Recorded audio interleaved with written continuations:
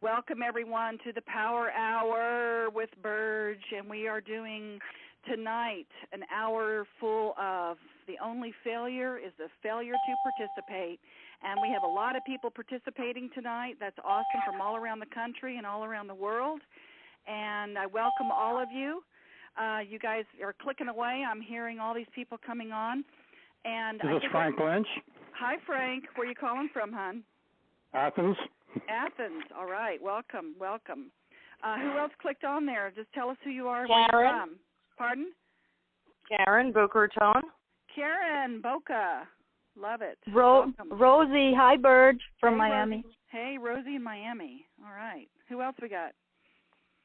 Cece from Fort Lauderdale. Cece from Fort Lauderdale. Welcome, honey. Yes. Hi. Who else do we have? Okay. What I'm going to do again is remember, everybody, hit *6 to mute yourself from the background, and that way we will not hear any of your background noise. But again, we do want you to speak. Who is this, please? Claudette. Claudette, hello. Where are you calling from? Miami, Florida. Miami. Great to have you, honey. All right. So everybody, please just go ahead and mute yourself. *6 to mute yourself, or I can mute everybody, but I'd rather you mute yourself. That way, whenever you want to talk, you can come back on and ask questions, communicate with me. This is just a power hour for all of us to bring ourselves together to really get in touch with some of maybe our fears, some things we want to move through. I'm all about, of course, the essence of being, and all about breaking through any barriers we have and then breaking free of them for once and for all. That would be awesome. So again, mute yourself, *6, please, if you're joining us now. And that way we are recording, so you'll be able to get a recording of this. All you have to do is shoot me an email, burge@essenceofbeing.com.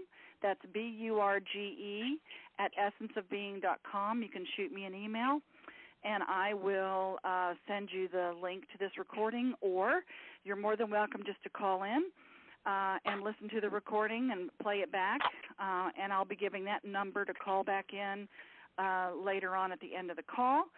So let's just get started. And again, I want this to be experiential, so that if you have questions, if you have some things coming up in your life that you want to just talk through, move through, have some help with, I'll be happy to work with as many people as possible.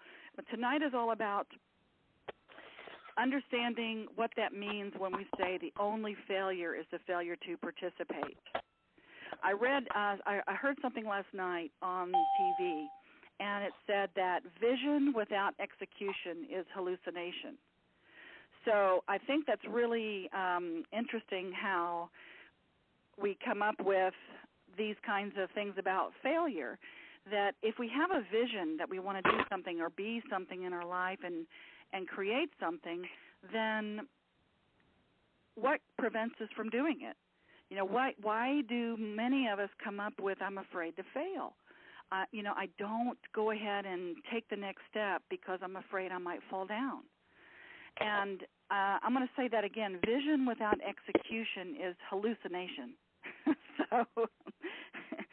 So the part about failing, I just want to remind us all, those of you who have taken any of the workshops that I have, and any of those of you who haven't, part of what we do in the workshops is we really give people an experiential experience, obviously, of some of the unconscious belief systems that we have. So many people do have a fear of failure, or they have a fear of success. So you might want to ask yourself these questions. Do I have a fear of failure, or do I have a fear of success? And are they the same thing, or are they different? For some people, it's the same thing. For some people, it's different. So the thing I want to just remind us all about why this is such an important subject about failing, and why I want to shift everyone's thoughts about failing is a failure to participate is the only failure. Because as long as you're participating, as long as you are doing something, acting as if, showing up, then you are participating and you haven't failed.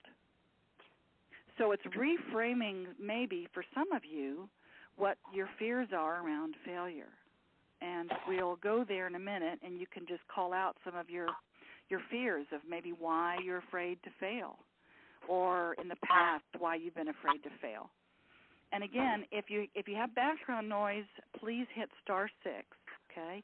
Hit *6 so that we don't hear the background noise. And when you want to speak again, you hit *6 again, and that will bring you back to us, okay? So here's the thing.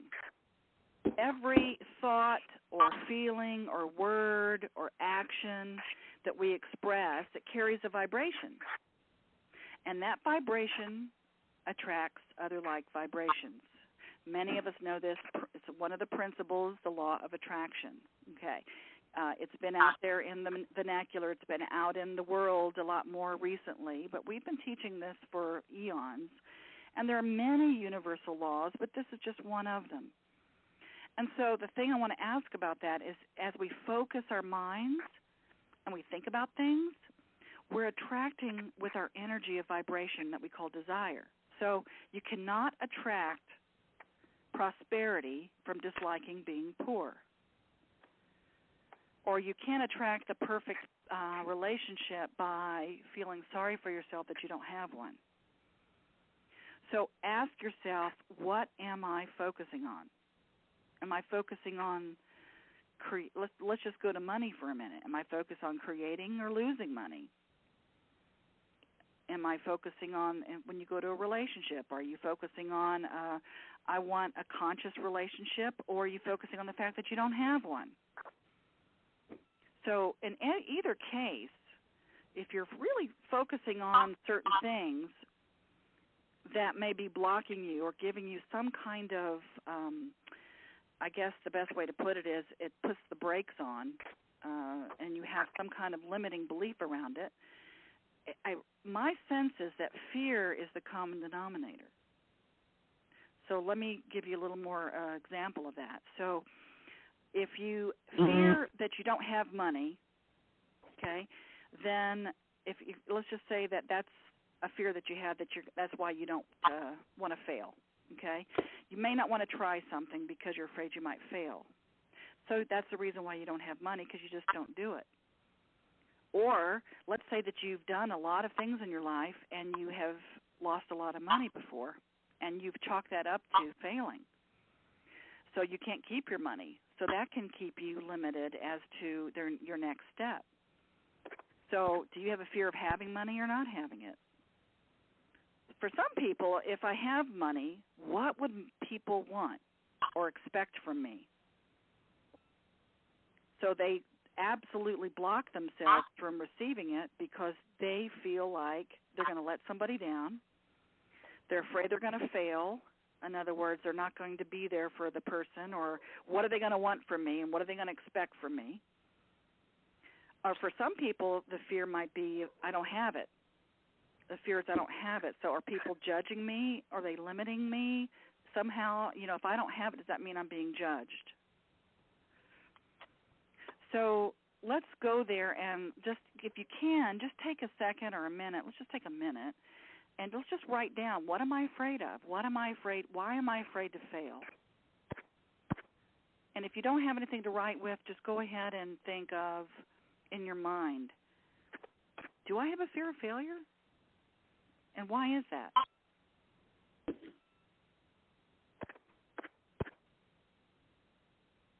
So just gather your thoughts and either write it down or think about, what is it about failing that I have a fear of?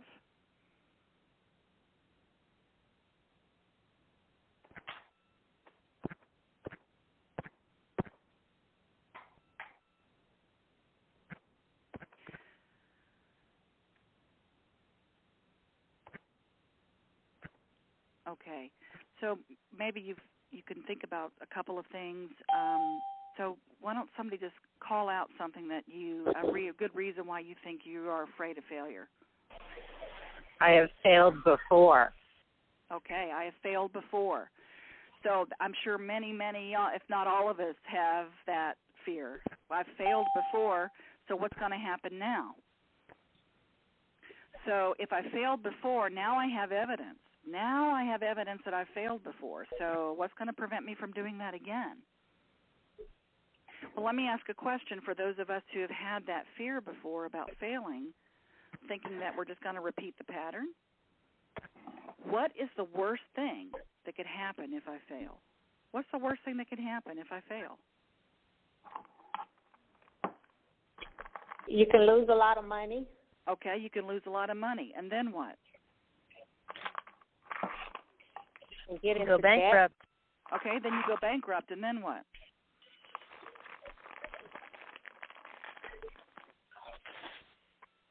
And then you start over again. And then you have to start all over, and then what? Right. Keep pushing, keep doing the same thing and try to avoid the mistakes you made before. So you keep pushing and you keep doing it until you do it again? Is that what you said? You do it as before? No. Trying to do something different from the way you proceed before that took you bankrupt. Right. And try to solve the issues that you were afraid of or didn't manage in the proper way. Right. It's a way to do it. That's right. Right. That's one way to get through it for sure. But the thing I'm trying to get to is that no matter what you say, what is the worst thing that could happen? So every answer that anybody says, then you ask yourself, okay, then what? Okay, then what? I didn't lose my, unless you're in with some really shady characters, you didn't lose a head or a hand, okay? Or you're able to actually still think. You still have your brain. You still have your body. You still have your life. You still have your family. You still have friends. So, in other words, the worst thing, no matter what that is, it can't be any worse than your fear. Because remember, fear is false evidence appearing real. So all of these things that we put in our face and we say, but it's real, but it's real. This is my fear. And false evidence appearing real feels very real. It does. It's like a kid. It's like a kid that says, Mommy, there's a monster under my bed. There's a monster under my bed. Well, is there really a monster under the bed? No, but to the kid, it's really there. That monster is really there. So what Mommy and Daddy do, what they do is they go and they show the kid a different piece of evidence. They say, no, look, honey, look under the bed. It's okay. It's okay. There's no monster there. So now you have some new evidence that there's no monster there. Okay? So now, here's the thing. When you step on your right foot and you're learning to walk, do you step on your wrong foot and fall down?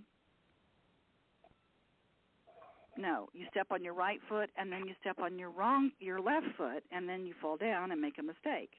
You step on your right foot, you step on your left foot, and you fall down and you make a mistake. But while you're making all of these mistakes, you're moving. You're learning how to walk. You're moving toward something. So the minute you stop moving, the minute you stop not stepping with your right foot and with your left foot, the minute you stop that, that's when all of the effect that you have in the world stops. So in other words, many people are afraid to fail because they're going to make a mistake and they've done it before. So they just stand there. They're afraid they're going to fall down. So if you did that when you were first learning how to walk, you would never learn how to walk. You would just stand there. So just like when you were little, when you learned how to walk, there is a reason why you keep getting back up and trying it again. You have a reason. So for many people, if you don't have a good reason, then you'll just stay stuck. Then you won't try. You have to have something greater than reality. Can whoever has that background noise, could you please hit *6? Please hit *6. I hear a lot of background noise. And I don't want to mute everybody because I'd like to hear what you have to say when it's time. So if you'd please hit *6 on your phone. I can still hear you. Thank you. Okay. So here's the thing about walking and learning how to walk and not standing still, is that you have to have a good reason of why you want to get anywhere. Like, why would you want to learn how to walk? Well, because everybody's doing it, because I'm being coached to do that, because I can get places faster. So think about all the things in your life that you have been afraid to pursue because of you're afraid to fail. Think about the answer of why. Why do I want to pursue this? Is it a big enough why? Is it a big enough why so that I will go ahead and do my very best, and I will probably make a mistake, but that means I'm learning, because mistakes are learning experiences. Failure is part of the process. Let me give you an example. If you avoid failure, you could avoid success. So think of athletes. Do they fail? Yeah, they fail over and over and over and over again until they win. So they could look at their failures and not do it anymore. They could say, I failed, so I'm not going to try anymore. But what happens is they're participating. They're participating in their failure. They're participating in the learning, so that when they continue the learning, they get better and better and better and better and better. So if you are afraid to fail, then you already have. And I want that to really sink in. If we are afraid to fail, then we already have. Because I know that we hear this all the time, failure's not an option. Well, it is part of the process, because if we didn't fail, we wouldn't be learning. Now, can we learn things without failing? Yes. Hi, everyone. Sienna joining the call. Thank you. If you hit *6, please. So if we're afraid to fail, we already have. And there's something else. Failures can turn your mistakes into winning. In other words, if you continue just to participate and participate and participate, that will turn into a win, because you're learning. So it's reframing that whole concept of making a mistake. Your basic mastery is this. Mastery is, if you can master your life, it's really learning how to self-correct without invalidating yourself. I'll say that again. Mastery is learning how to self-correct without invalidating yourself. So I always use this in my workshops. I talk about when the rocket ship went to the moon. We were correcting on course, off course, on course, off course, on course, off course. And we were only on course about 2% of the time on our way to the moon.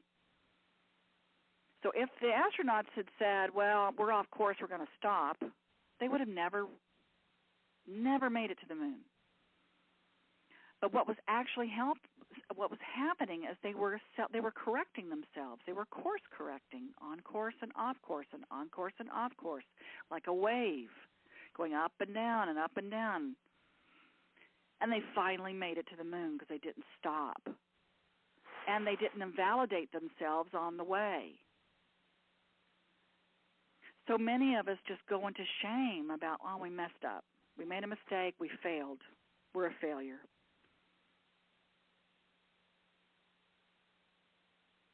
So, again, if you have a tendency to really beat yourself up and really feel guilty about all the mistakes that you've made, then this whole concept of failing can be a very powerful block that you might have in order to keep you from getting what you want. So I think it's 7 out of 10 millionaires go bankrupt at least once. I heard someone say on the call, well, what's the worst thing that can happen? You go bankrupt. Oh, well, do you know how many times Trump has gone bankrupt? I've gone bankrupt. There are many, many millionaires who've gone bankrupt. Do you know why? It's not necessarily because they fail. It's because they're learning. And they're participating. They're in the game. We're playing. And so many of us get really, really concerned that we have to do it the right way or we fail.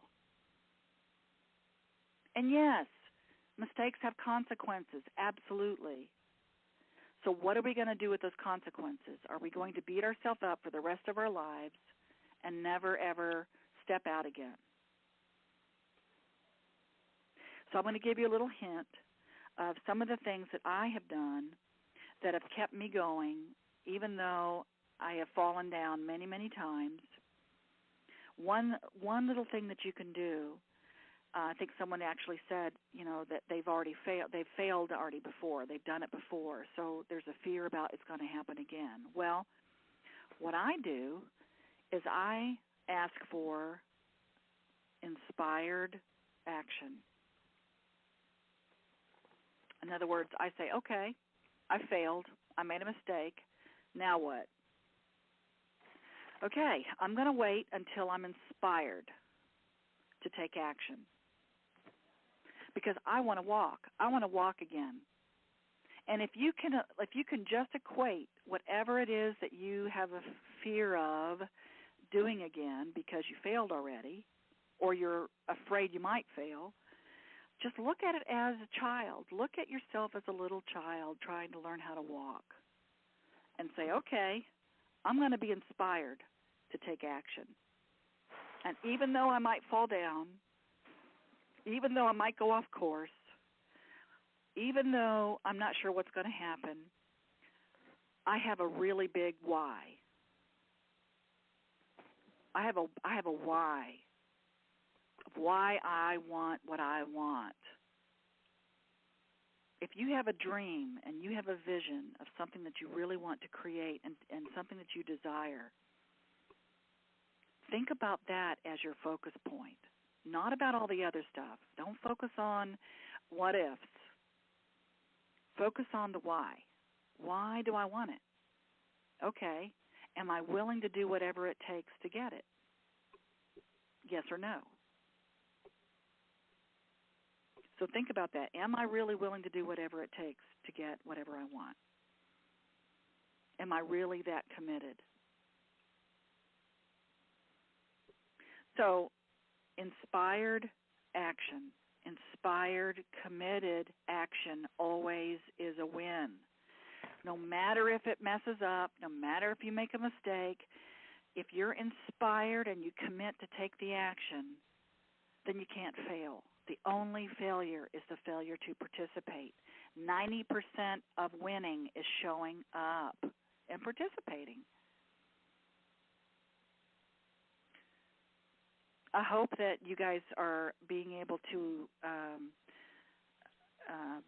put this into action and to understand maybe reframing why I'm afraid to fail. And if you reframe that failure is just part of the process and it's not the end of the world, what's the worst thing that can happen? Okay, I go bankrupt. Okay, I live in a van down by the river. Okay, now what? I'm still alive. And that happened to me. I mean, I'm here to tell you that these things have happened to me. And I'm a walking testimony that if you don't give up on yourself and you have a big enough why, then you can create whatever you want. And if you fail, all that means is that you're participating. Okay, I'll do it again. I'll try something different. Okay, I'll try it this way. Okay, I'll try it this way. But the key is not beating yourself up, not invalidating yourself because you were participating.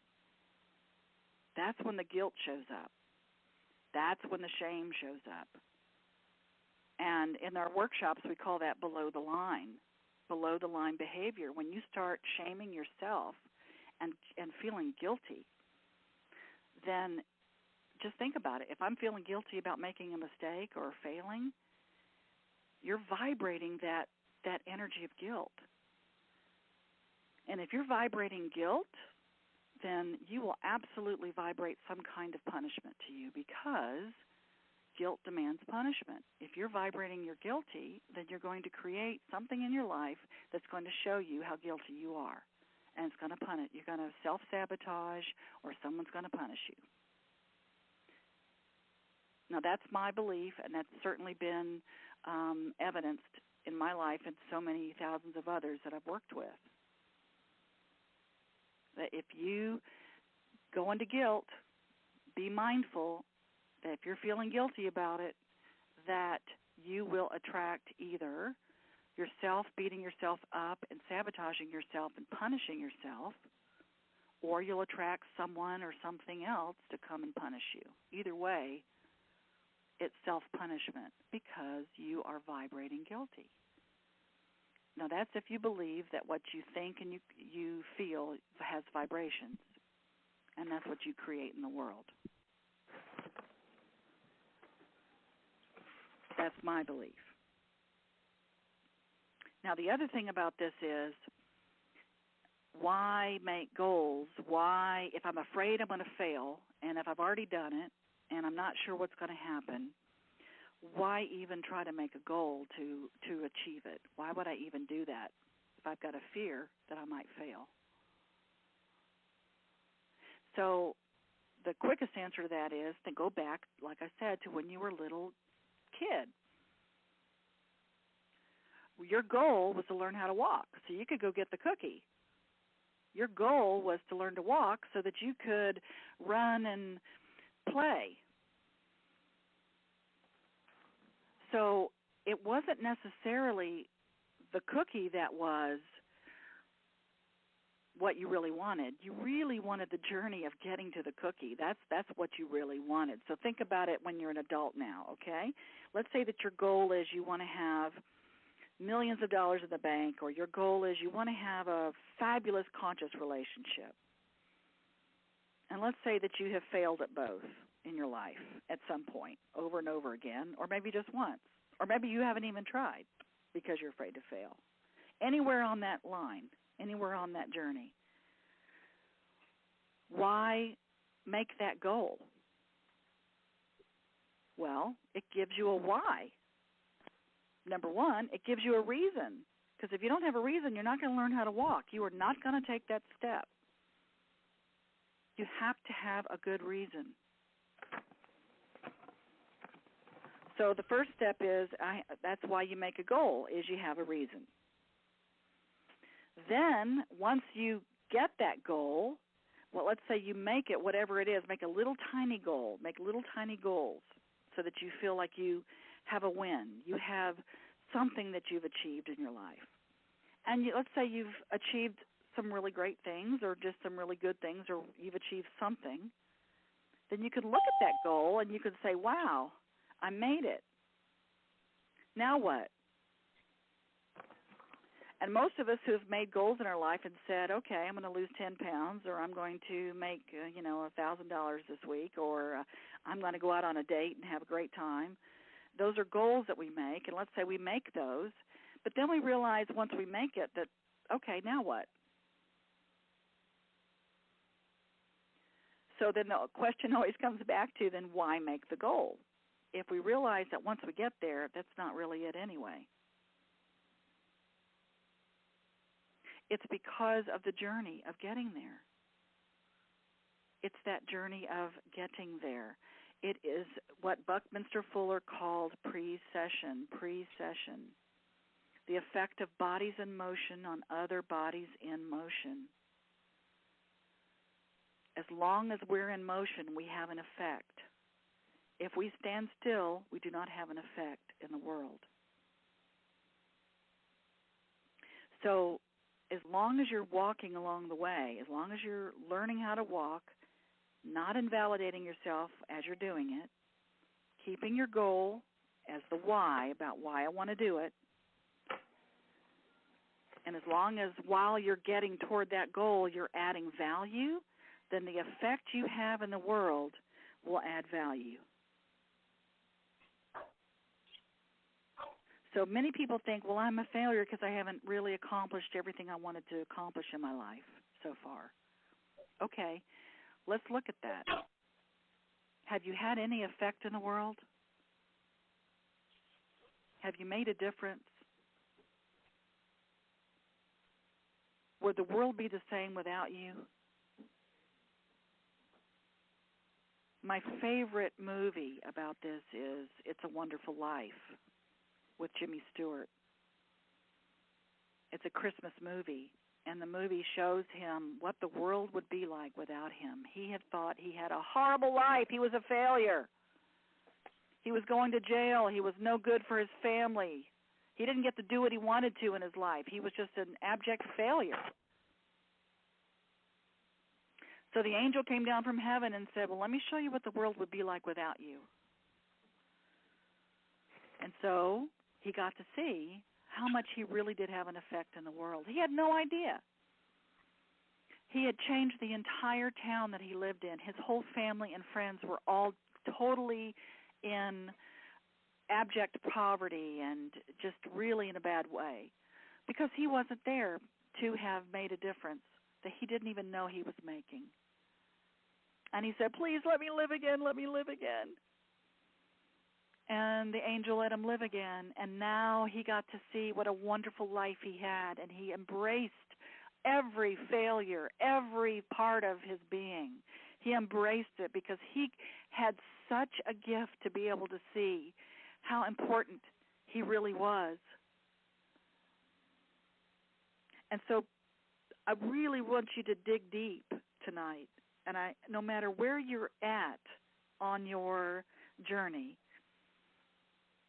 no matter where you're at on the failing spectrum, if you will, just know that you have made a difference. You have touched so many people's lives, and you may never get to see the true purpose of why you are here or what you did or how you've shown up. But please trust me to know that you have, because you are out there adding value, showing up. You're on this call tonight. That's huge. That means you have a why. That means you really want to be able to make a difference in the world. You want to maybe change something or shift something or just connect.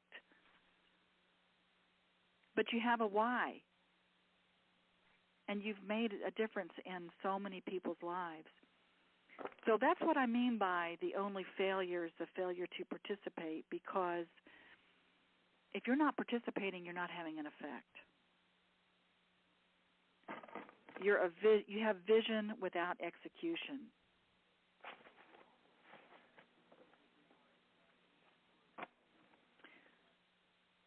So I'm hoping that at least you get some kind of a sense of, wow, if I make a mistake, so what?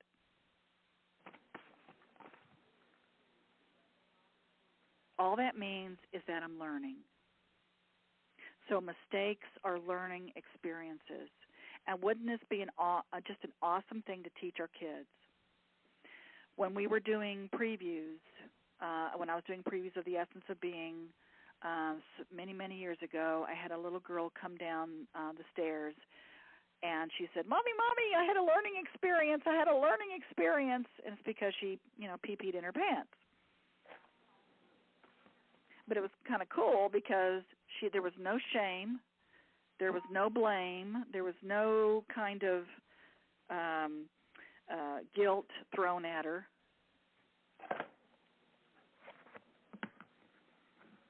And she was just having a learning experience. Now, how cool would that be if we all were raised that way? And maybe we were.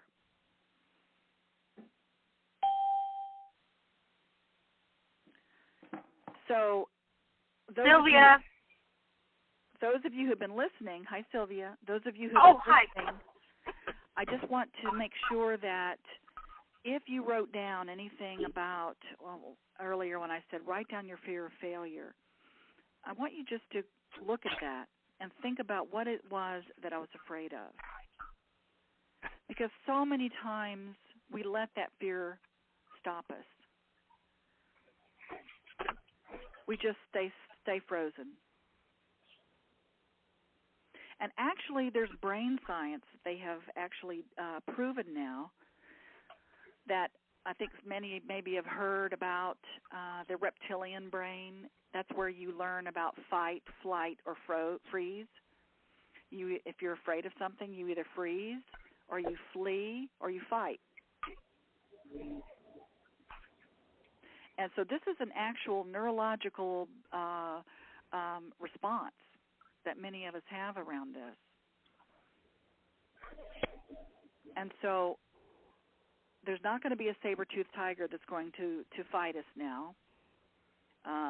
So this reptilian brain that we have, actually there's another part of the brain that we can access that will allow us to really have our thinking brain come on and say, okay, I made a mistake. I'm not going to get eaten unless I'm living with a bunch of, cannibals. So you're like, okay, all right, I think I finally got it now. Who is that? What was that?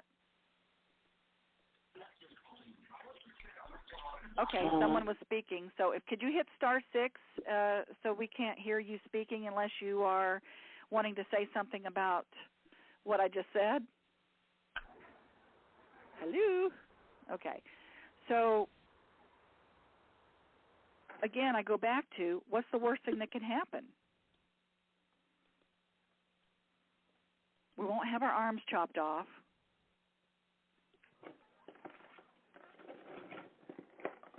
All that means is that we've learned, and we're learning.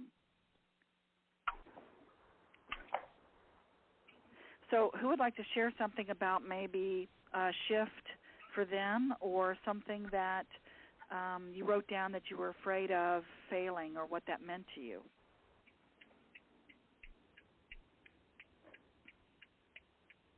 This is the part where you do speak.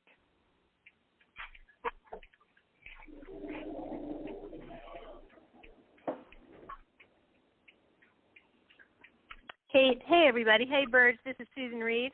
Hey, Susan. Hey, I wanted to just comment on one of the things that you said during the workshops about the rocket, and I know you just talked about the rocket, but it really did have a big impact on me because when the rocket's off course 98% of the time, and you're saying, like you said, bad rocket, how could you do this, rocket? Bad rocket. That it's such a time waster. It's such an energy waster. It's so defeating, and you waste so much. And if you just focus on things that you need to get in line, then you're on the right track. So that really helped me. Well, good. Thank you. I'm glad it did because it does kind of make it, if you say it like that, it's kind of silly, isn't it? Bad rocket. You got off course. But see, so many of us have been told, bad girl, bad boy. It's not okay to make a mistake. You made an F. You're bad. You're not doing it right. Shape it up. Do it right. And so many of us just freeze because we don't want to make a mistake. And we have been told that. And so we start believing it. Well, gosh, if I do that, then I guess I must be bad or I must have been wrong. And so you're right. We start believing these things about ourselves, these unconscious beliefs about ourselves, and therefore that must be true. And so one of the things that I did, not just the one little tip I gave you, which was take inspired action. But for many of us who are afraid to take action because we might fail, wait till you feel inspired.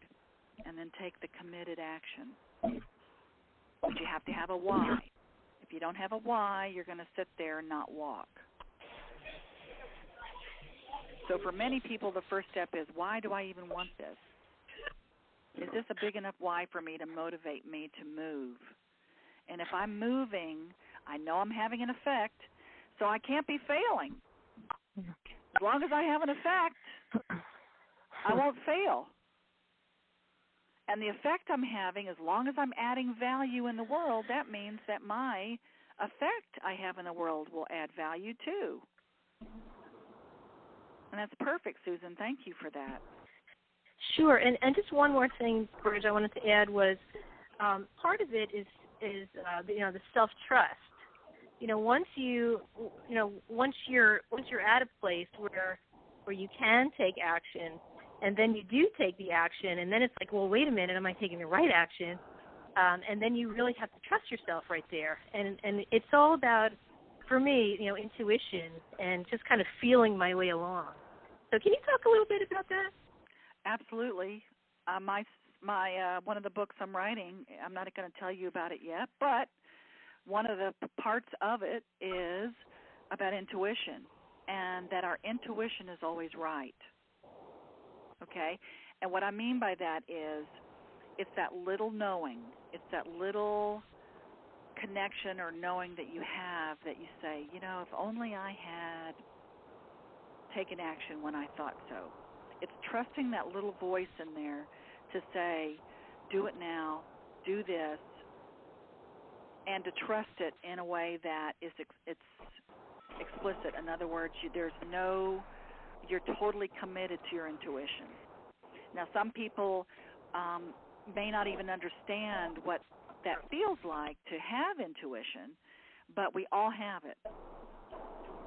And the intuition is that knowing. And people ask me all the time, what's the difference between intuition and your thought process? So if it's intuition, you feel it in your gut.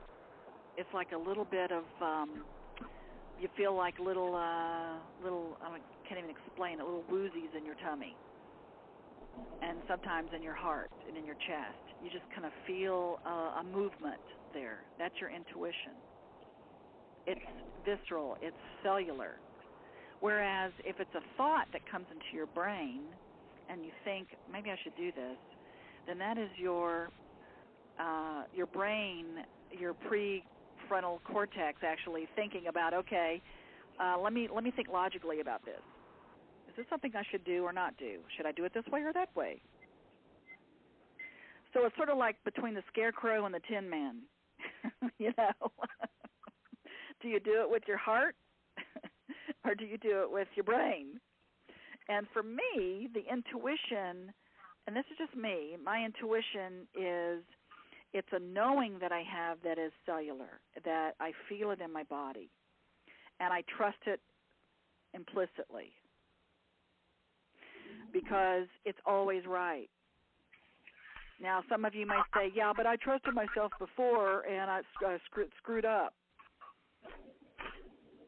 Okay, so you might want, we can look at each individual time that happened and say, really, really what happened? I mean, were you right and you just didn't follow your guidance?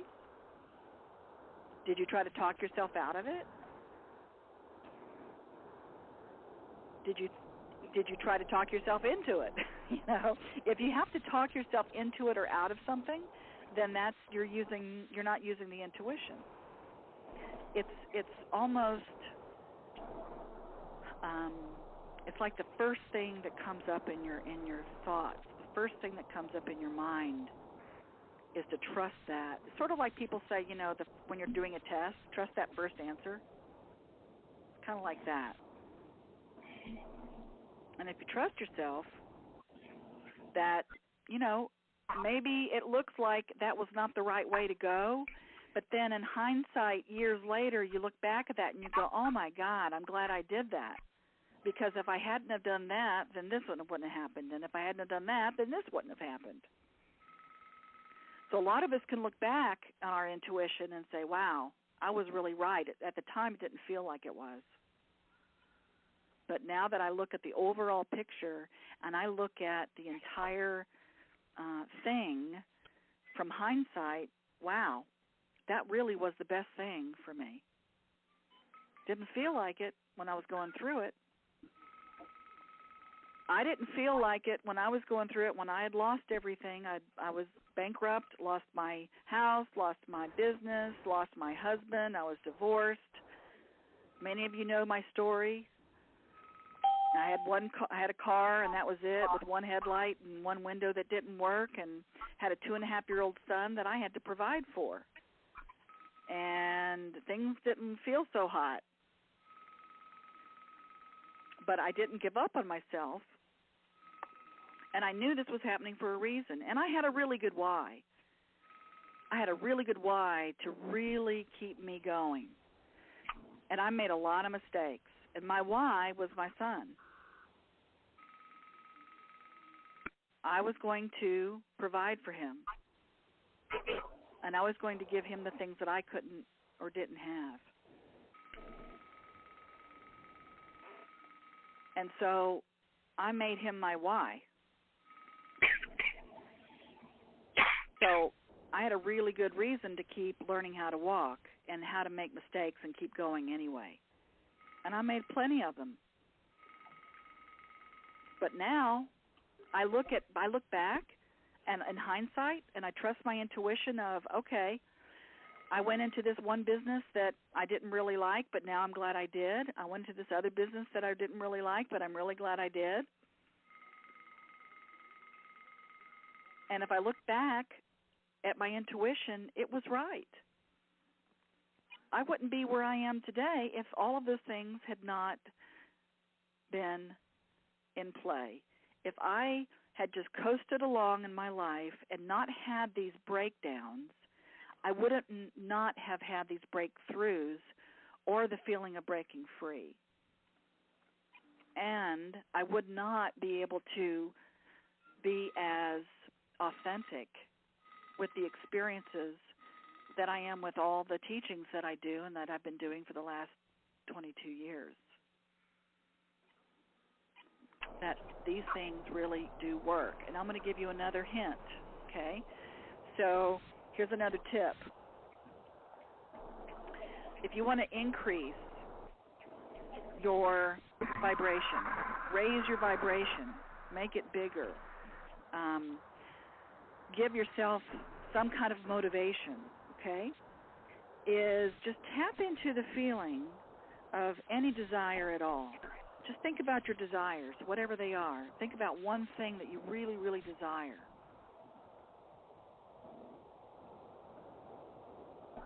And while you're thinking about something that you really want or that you desire, just kind of check in and see, is this a big enough why for me to make a mistake? Say your desire is you want to have a conscious, beautiful relationship. So that's a really high desire, let's say. So just kind of check in and say, is that a big enough why for me to be inspired to take action to create that? Or am I going to just sit at home and listen to the TV and just keep the same relationship that I have with whomever I'm with and just go about my day and not take any action toward that? So in my mind, that's not a big enough why. If you think about your desire and you go, it's not really big enough for me to take any action, then I would change my desire. So give your desires, raise your vibration, have the clarity of thought to increase your desire. Tap into that feeling that matches that. And I'm going to give you another hint. Let's say that you're down on your luck right now with money. One of the things that I did, and I felt like a failure. I did. But I knew it was happening for a reason, so I only felt that way for a little bit, not too long. You know, I beat myself up, but then I realized, okay, this is happening for a reason. I just don't know what it is yet. What's the worst thing that can happen? Okay, I'm homeless with my kid. Okay, that's the worst thing that can happen. Okay.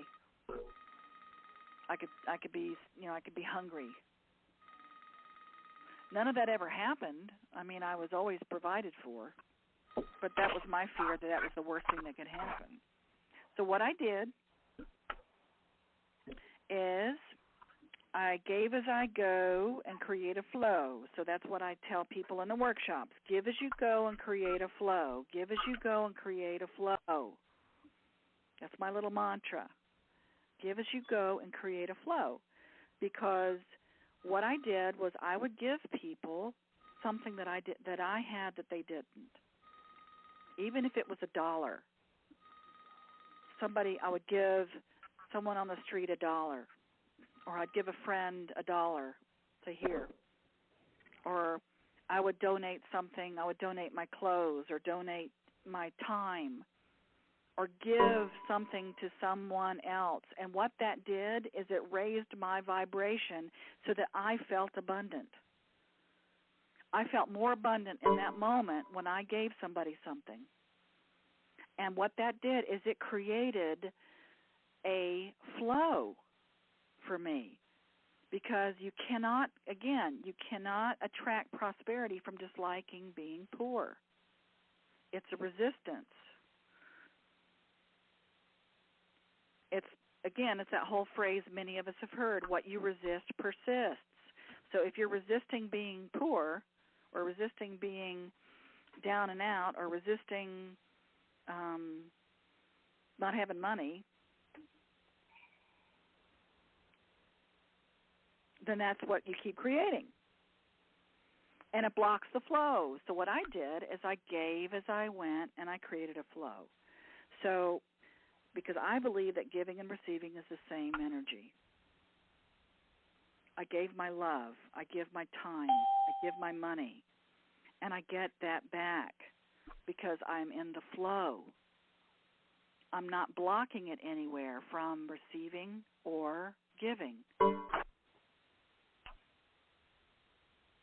Because think about it, when you give somebody something and they receive it, doesn't that make you feel good? And doesn't that give something back to them? It gives them the sense of acknowledgement and that they were received. So I give as I go and create a flow. So whenever I feel resistant and I feel like things are kind of bottled up and I'm afraid to make a mistake and I'm afraid to fail and things aren't going my way, I give somebody something. Because what that does is opens my vibration up. It creates a desire. It allows me to feel abundant. It allows me to feel like I'm adding value. And remember, as long as you're moving, you're adding value.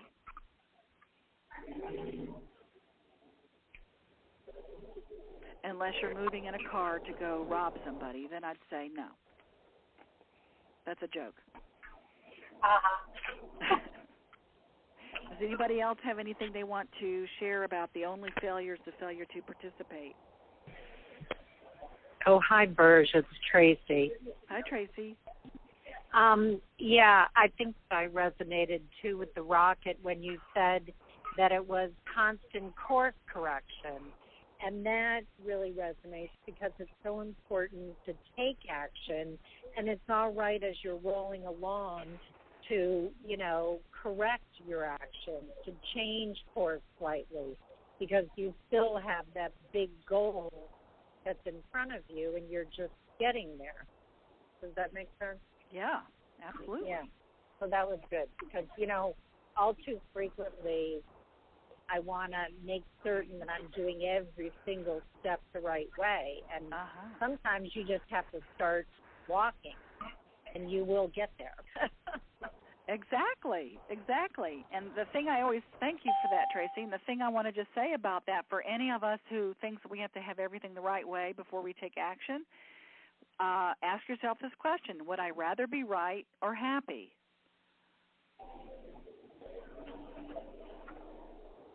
And if you're one of those people that say I'd rather be right, then I would say you're certainly opening yourself up for some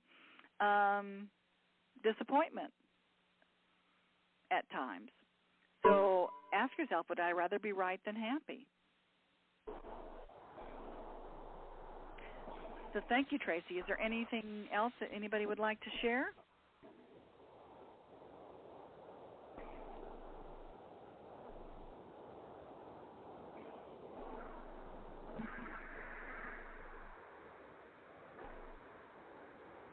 Okay, well, I just appreciate all of you who are on the line tonight. There sounds like there's quite a few of you from all around the country, and I just wanted to say that if you're committed to take inspired action, and if you are afraid to fail, then you already have. Just look at the only failure is the failure to participate, that 90% of creating what you want in your life is showing up. It's just show up. The worst thing that can happen, in my mind, is not participating. So, again, if you're avoiding failure, then you could ultimately be avoiding success. So I hope that all of you got something out of tonight's call just to keep you motivated, have your big why. Remember yourself as a little kid, learning how to walk. It's okay to make a mistake because you're learning. And course correct without invalidation. That's the key. You're not a bad rocket. You're just correcting, that's all. And the next time we have our power call, remember it's the third Wednesday of every month. So the third Wednesday of every month, we're going to do the same thing starting at 7 p.m., and the next one that we are going to talk about is the flip chart that I use in the workshop. If I can't, I must. Wonderful. If I can't, I must. So anybody want to share and just say thank you and hello and aloha and see you soon? Yes, I'm seeing you tomorrow. Thanks, Burge. You're welcome. I'll see you in Mastery, Burge. Okay, hon. Thank you, Burge. That's my welcome. here. Thank you, Burge. It was awesome, as always. You're welcome. Thank you, Burge. You're welcome. Thank you. Thank you, all of you. Remember, I love you, Burge. Love you too. Remember, everybody, if you email me, burge@essenceofbeing.com, I can give you this recording, okay? So just email Thank you, me. Burge. Looking forward to you know what? Thank you, honey. And you know what? I forgot to give you guys the playback number. Oops. The playback number is 605-475-3299. 605-475-3299. That's the playback number if you want to just play this back.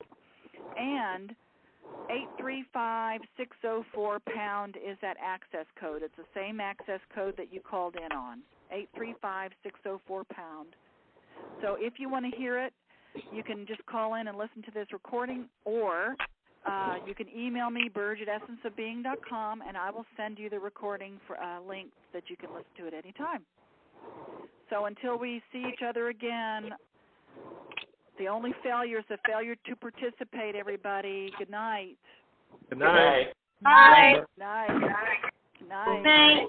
You're welcome. Are you still on? Yes. This is Frank. Hi, Frank. You need me tomorrow night to load up, or what time you want me to come to your place? We're good here, hon. We're good. We're coming. You're coming straight to the place on to your house.